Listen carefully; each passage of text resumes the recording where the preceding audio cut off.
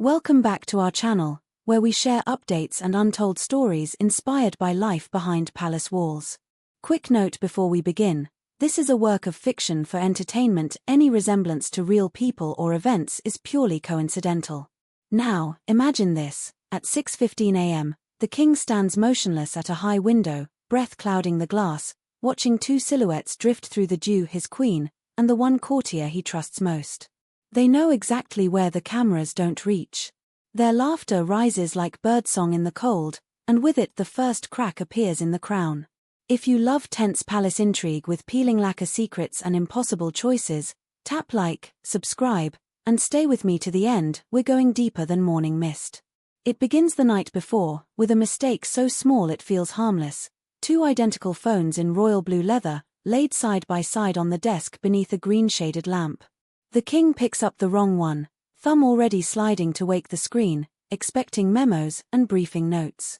Instead, a single message blooms in soft grey bubbles from a contact marked only by an initial and a heart. "I miss you. Same time tomorrow." The Rose Walk, before His Majesty's day begins. The words are simple, the implications are not. He scrolls months of attentive language, careful arrangements that thread themselves between state dinners and audiences, meetings concealed in plain sight. Each exchange is a tiny match, together they set a life ablaze. Sleep becomes performance.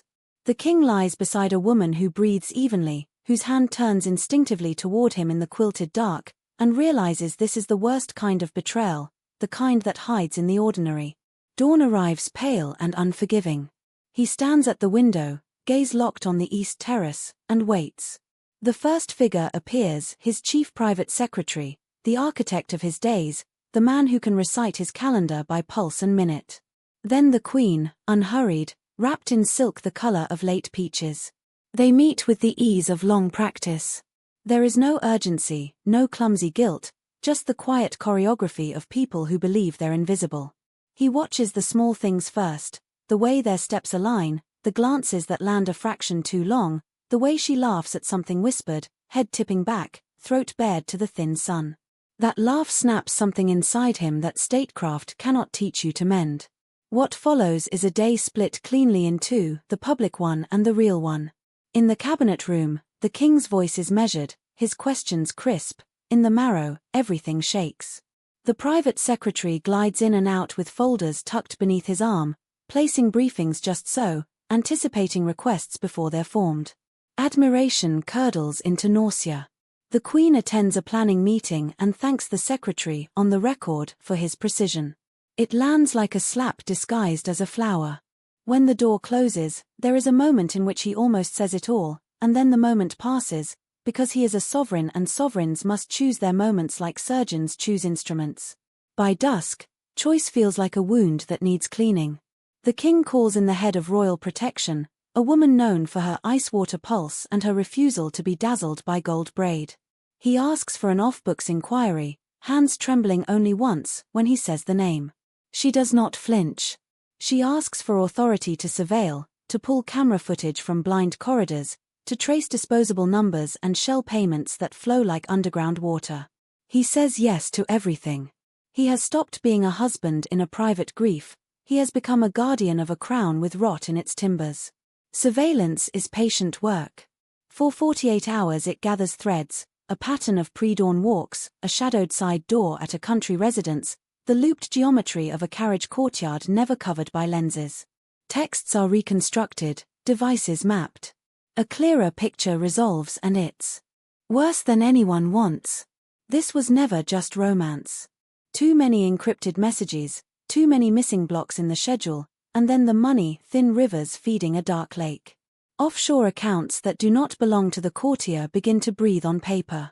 Numbers that do not belong anywhere near a palace pulse beneath faceless holding companies. The phrase national security enters the room like a draft, and every candle in the king's chest gutters.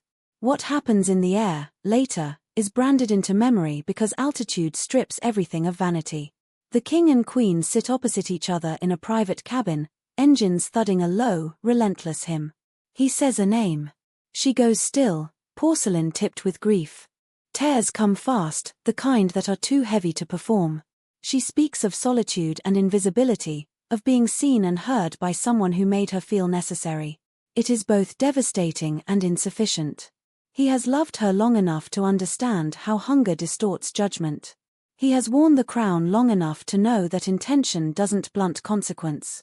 He looks out at clouds that look like continents and realizes for the first time that love stories can be used as weapons, that the weapon is effective precisely because the love was real. The arrest is swift and quiet, because that is how you remove rot without letting the roof fall in. Plainclothes officers take up positions at 9 sharp, doors that always swing open begin to resist. In the private secretary's office, a warrant is presented, the law recited, a pair of cuffs produced with an absence of drama that makes everything worse. There is no scene, no indignation. Just a sliver of something like relief passing over a practiced face, as if the second life has finally run out of road. In a study down the hall, the king stares at his hands until they stop looking like his hands. He asks for a status. He receives 3 words: "We have him." It does not feel like victory. It feels like a kind of death. Now the difficult part, letting the machinery grind while pretending the music hasn't changed. State banquets. Investitures. Hospital openings with teddy bears and amateur brass bands. The monarchy runs on stamina and theatre. The king supplies both, even as the camera finds the new stillness behind his eyes. The queen appears when she must and smiles the kind of smile that costs blood. She has become, overnight, a cautionary tale in diamonds. In private, their lives run on parallel tracks, crossing where duty requires. There is kindness in those crossings and a vast, echoing absence in everything else. People imagine that what breaks a sovereign is scandal. It isn't. It's the small reminders. The Rose Walk viewed from a window at first light. A calendar that arrives without annotations in a hand he had trusted for 15 years. The particular gravity of a crown lifted onto his head on a feast day, the faint scent of beeswax and old velvet rushing up, and with it the knowledge that no amount of ceremony can keep a human heart from cracking along its oldest fault. And yet, stay with me here, there is also this, the work. It is unfashionable to admit, but service saves people more often than it traps them. The king returns to hospitals and barracks and village greens and finds himself steadied by other people's ordinary courage. He spends an extra 5 minutes in a rehab ward. He stands in the rain while a cadet band butchers a march and laughs on purpose until it turns real. He writes, in his own hand, a note to the protection chief that contains only 2 sentences: "Thank you. Keep going." As for the queen, redemption, when it arrives, never looks like absolution. It looks like accountability. She steps back from the front row. She sits with charities that do quiet, unfashionable work and says very little. There are apologies that matter only because no one hears them.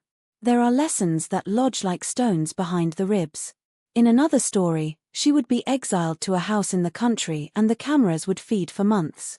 In this one, she remains where she is most uncomfortable, inside the frame, doing the work, with no promise that the crowd will ever cheer.